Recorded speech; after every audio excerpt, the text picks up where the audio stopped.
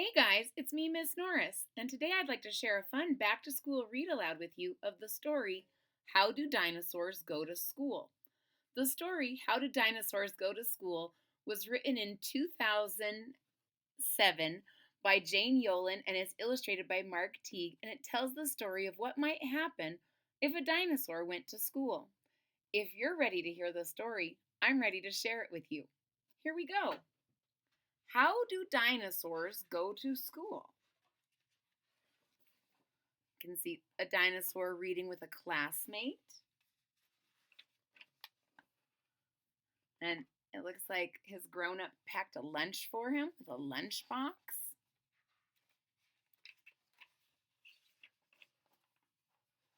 Oh, look at this triceratops. How does a dinosaur go to school? Does he walk? Does he ride in a busy carpool? A carpool is when a bunch of people take turns driving a whole group of people so they don't have to take a lot of cars. And it looks like this triceratops is part of the carpool.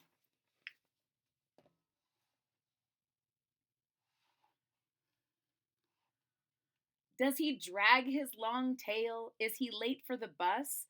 Does he stomp all 4 feet? Does he make a big fuss? This says it's a ceratosaurus, and this book wonders, what are dinosaurs maybe late for their bus? And do they make a big fuss? No, wait for me. I think I'd wait for a dinosaur.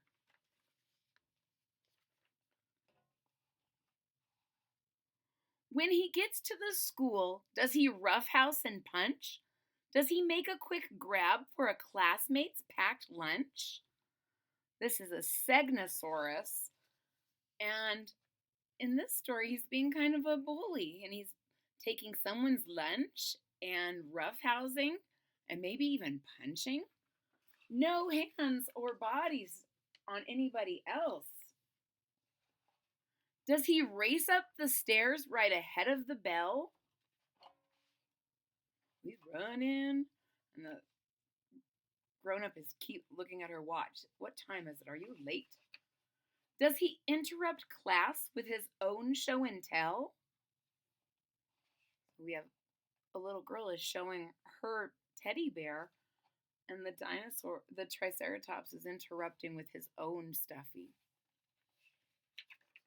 Does a dinosaur yell? I don't know. But he might yell if he loses a tooth.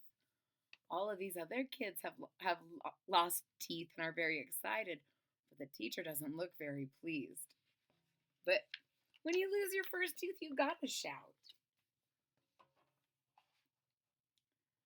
And when in the classroom, plunked down in his chair, does a dinosaur fidget his tail in the air? He might. This is a Sylvosaurus. And he's in his chair, but his tail's up there.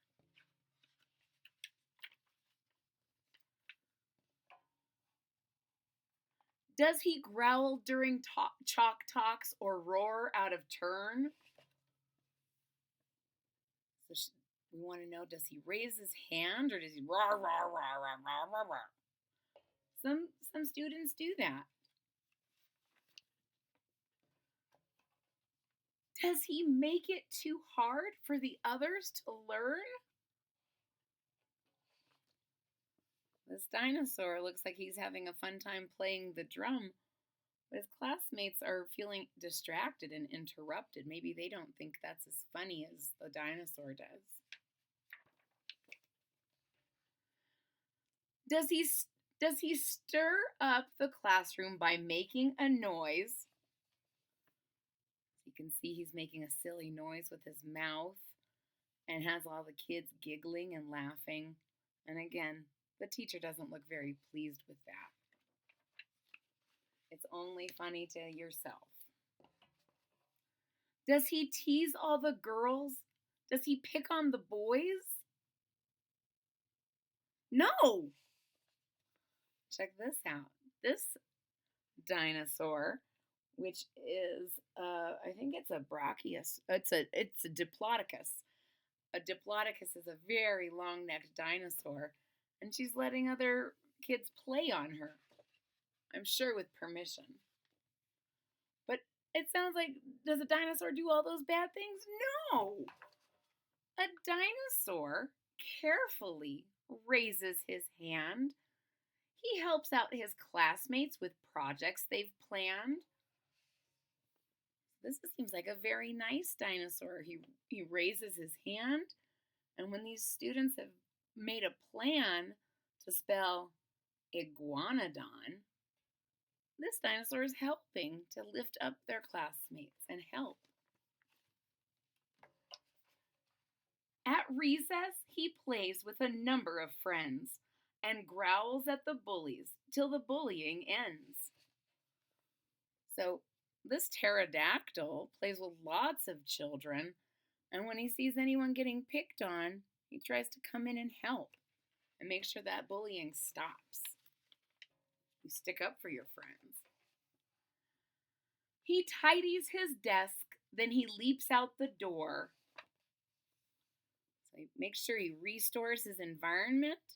Look how pleased his teacher looks for this dinosaur helping and leaving the room the way he found it. Good work, little dinosaur. The end.